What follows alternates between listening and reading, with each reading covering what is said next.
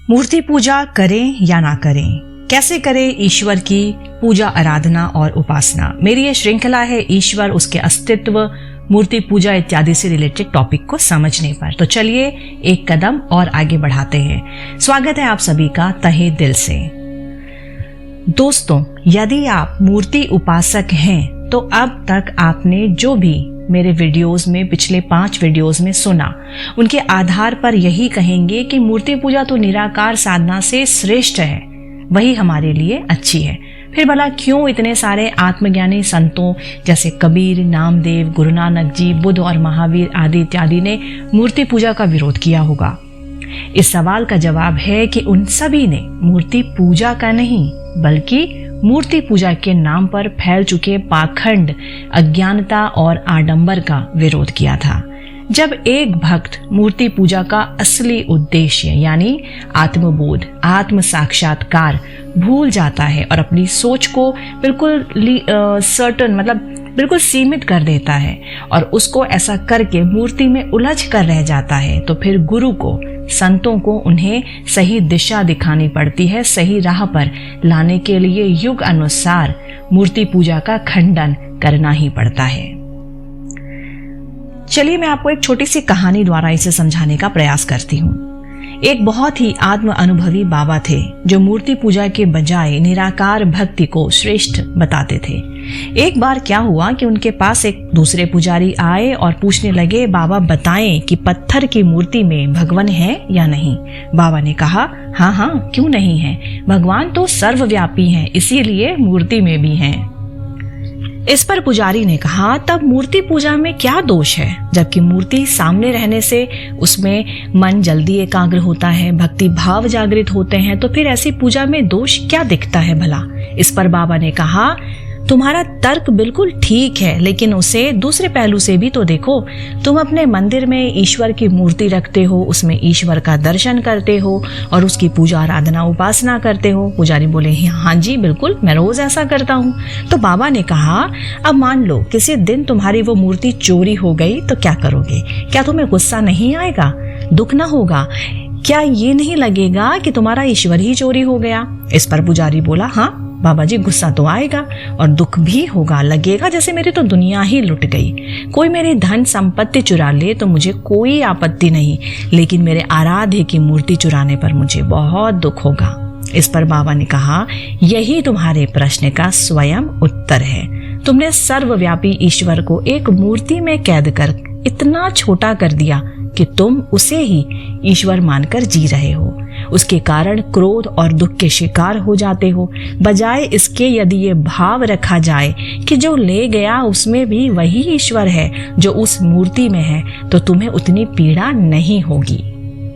और हाँ, दूसरी बात यह है कि कुछ लोग ईश्वर यानी कि जो मूर्ति है, जो मूर्ति की पूजा करते हैं, पूजा के बाद मंदिर को बंद कर देते हैं और फिर उस मूर्ति से आंख बचाकर दिन भर पाप करते फिरते हैं। लेकिन यदि वे ईश्वर को सर्वव्यापी माने और सदा सर्वत्र विद्यमान समझे तो ईश्वर की आंखों से कभी दूर नहीं हो सकते और उससे बचकर कभी कोई पाप कर्म नहीं कर सकते। और तीसरी बात कि लोग ईश्वर की मूर्तियों में भी भेद करते हैं, जैसे हमारा ईश्वर ऐसा, दूसरे का ईश्वर वैसा, हमारा ईश्वर बड़ा, दूसरे का छोटा। ऐसे लोगों को केवल अपनी ही मूर्ति में ईश्वर नजर आता है, दूसरे की नहीं, जिससे उनका आध्यात्मिक विकास नहीं होता, उल्टा पतन हो जाता है। पुजारी को अब बात समझ में आई और अब वो उनकी बात से सहमत हुआ।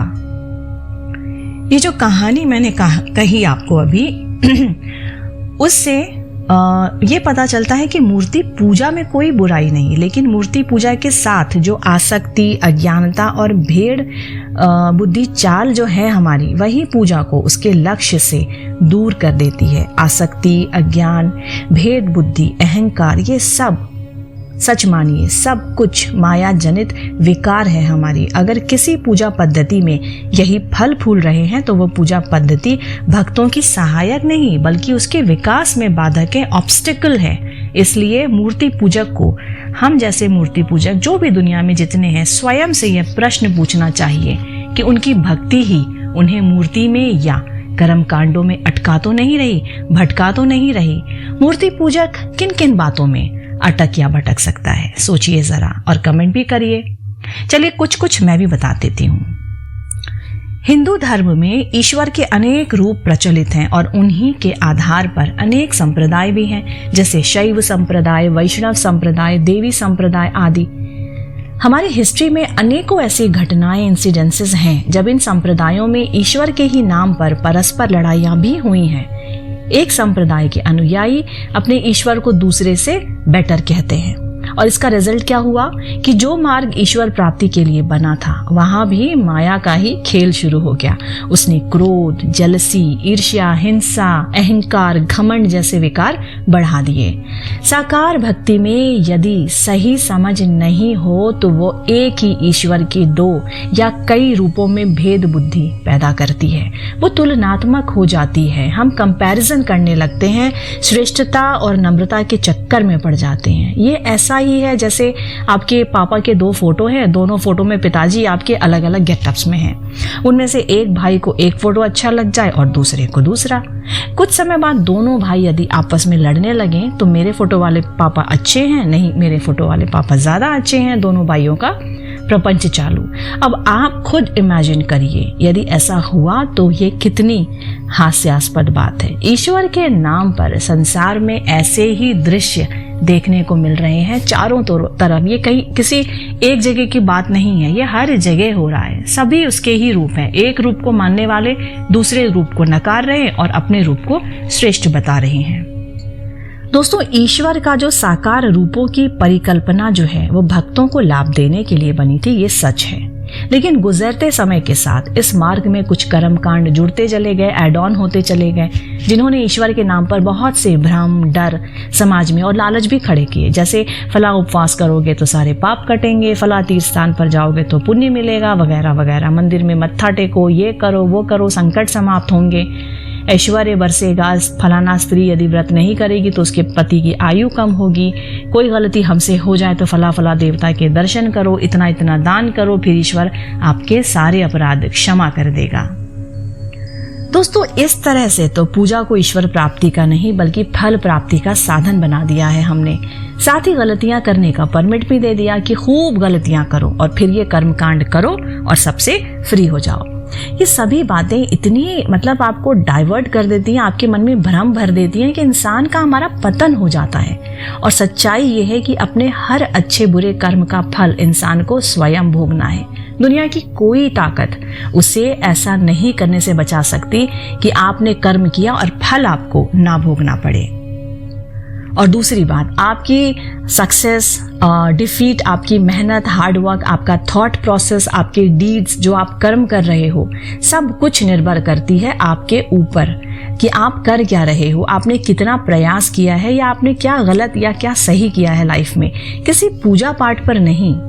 और तीसरी बात, ईश्वर प्रेम का नाम है, डर का नहीं। बदले की भावना इंसानों में होती है, ईश्वर में कतई नहीं। इसलिए ये डर तो मन से निकाल दीजिए आज ही। यदि किसी पूजा पाठ या व्रत में गलती होने पर ईश्वर सजा देगा या किसी मूर्ति के आगे हाथ नहीं जोड़े, मत्था नहीं टेका, हाजिरी नहीं लगाई तो वो क्रुद्ध हो जाएंगे, आपको डैमेज करेंगे।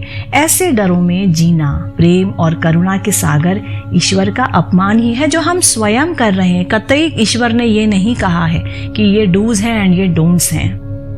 और हाँ, सबसे इम्पॉर्टेंट, मोस्ट इम्पॉर्टेंट जो मुझे भी लगता है और मैं पर्सनली इस चीज़ों को बिलीव नहीं करती हूँ कि समझ के अभाव में, हमारी अज्ञानता के कारण आजकल जो फेस्टिवल्स मनाए जाते हैं या धार्मिक आयोजन जो होते हैं समाज में, वो शो ऑफ का साधन बन गए। पहले लोग सिर्फ बेटे बेटी की शादियों में अपनी हैसियत का खुला प्रदर्शन करते थे, लेकिन ताकि उनके समाज में इज्जत रहे। लेकिन अब ये धार्मिक आयोजनों में हो गया है। गणपति उत्सव में किसका गणपति बड़ा, किसका पंडाल बड़ा, मोहल्ले में नवरात्रों में किसने डांडिया या बड़ी मंडली बुलाकर जागरण करवाया, दिवाली पर किसने ज्यादा लाइट जलाए, किसने पटाखे फोड़े, किसने गिफ्ट एक्सचेंज किए, हल्दी कुमकुम पर किसने किसको क्या दिया। इन्हीं सब दिखावे और शोबाजी में पढ़े लिखे लोग भी अब अपने अहंकार को फुलफिल कर रहे हैं, शो ऑफ कर रहे हैं। धार्मिक आयोजन भक्ति के बजाय मेलजोल और गेट टुगेदर के बहाने बन गए हैं। सच में ये मुझे बहुत बुरा लगता है। ये कल्चर बनता जा रहा है लोगों को अपने दोस्तों, रिश्तेदारों, मित्रों को बुलाना हो, फैमिली गैदरिंग करनी हो, उनसे कुछ लेना देना हो, कुछ निपटाना करना हो तो बस जागरण, कथा, कीर्तन आदि रख देते हैं। उसके बाद वंस द कार्यक्रम इज फिनिश्ड, ओवर, किसी को किसी से कोई परवाह नहीं। लेकिन उनमें बातें वही होती हैं, किसने क्या पहना, कौन क्या लाया। आप पंडाल में बैठे हो, आपके कानों में जरूर सुनने को किसी न किसी कॉर्नर से यही आएगा। एक इंसान दूसरे को बड़े गर्व से बताता है कि हमने फला मंदिर में VIP टिकट लेकर दर्शन किए, हमें लाइन में लगने की जरूरत नहीं हुई, हमने इतना चढ़ावा चढ़ाया, हमने तो नवरात्रों में सारे व्रत रखे, ये खाए, ये खिलाया। फिर भले ही उसने आम दिनों से ज्यादा खाया हो, लोग इस बात का भी गुणगान करते हैं कि हमें तो पूरा का पूरा सुंदरकांड पाठ या फला स्तुति जुबानी याद है, हम तो रोज 108 माला जपते हैं। ऐसी बातें भक्तों के नाम पर अहंकार है, जिनसे बचना चाहिए और सही उद्देश्य पूर्ति के लिए ही आयोजन करने चाहिए। मैं ये नहीं कहना चाह रही, मैं बिल्कुल ये नहीं कह रही कि आप जगराते ना करो, आप पंडाल ना लगाओ, आप गणेश ना करो, आप नवरात्रे ना करो, लेकिन उसकी समझ रखो, उसके साथ क्या चीज़ पॉजिटिव निकल के आएगा, क्या चीज़ आपको एक दूसरे लेवल पे ले जाएगा। ये नहीं कि आप आडंबर कर रहे हैं, ये करने से कुछ भी नहीं होगा। इसको समझना बहुत ज़रूरी है।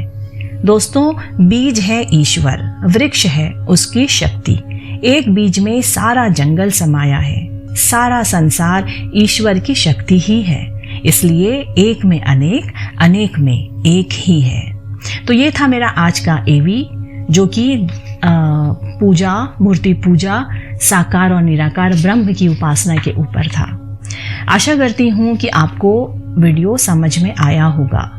नहीं समझ में आया तो फिर से चला के सुन लीजिए, समझ लीजिए और फिर आप पूजा आराधना करिए, ये ज़रूरी भी है। तो बहुत जल्द मिलती हूँ आपको अपने अगले एवी पर।